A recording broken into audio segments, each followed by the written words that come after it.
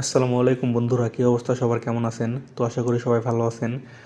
আজকে আমি আপনাদের জানাবো সংযুক্ত আরব আমিরাতের বর্তমান ভিসার অবস্থা এবং ভিসার আপডেট। তো চলুন আজকের এই ভিডিওটি শুরু করা যাক।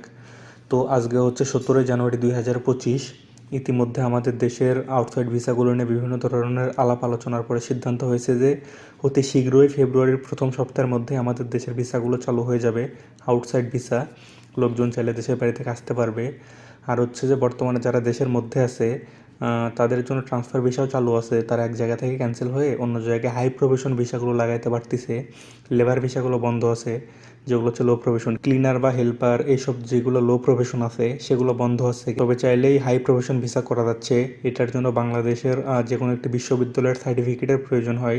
আর বর্তমানে দেশের ভিতরের অবস্থা খুব একটা ভালো না। বর্তমানে অবৈধ লোকজন যারা রয়ে গেছে, সাধারণ ক্ষমা দেওয়ার পরেও যারা বৈধ হয়নি, এখন অবৈধ রয়ে গেছে, তারা এখন নানা ধরনের সমস্যার সম্মুখীন হচ্ছে।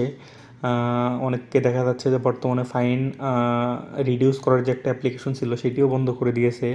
এখন বর্তমানে যাদের ফাইন আছে তারা চাইলে ফাইন কমিয়েও ভিসা লাগাতে পারতেছে না, কারণ 4 মাস ইতিমধ্যে সুযোগ দিয়েছে। এর মধ্যে যারা ভিসা লাগায়নি তারা বর্তমানে অনেক সমস্যায় আছে। আর চারদিকে চেক অনেক বেশি পরিমাণে বেড়ে গেছে, যার কারণে অবৈধ লোকজনরা অনেক সমস্যায় আছে এবং অনেককে ধরে ফেলতেছে। তো এইসব কারণে দেখা যাচ্ছে যে সব কিছু ঠিকঠাক হয়ে যাওয়ার পরে ফেব্রুয়ারির প্রথম সপ্তাহে আউটসাইড ভিসা খুলে যাবে।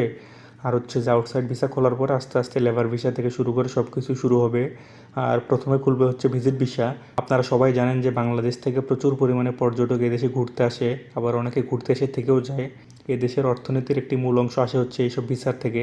এদেশ সবাই ঘুরতে আসে, ঘুরতে প্রিফার করে। তো দেখা যাক, সব কিছু চালু হয়ে গেলে পারে ভিজিট ভিসা বা লেবার ভিসা, সকল হাই প্রফেশন লো প্রফেশন সকল কিছু চালু হয়ে গেলে তো অবশ্যই জানতে পারবেন।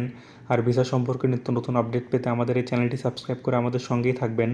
ধন্যবাদ।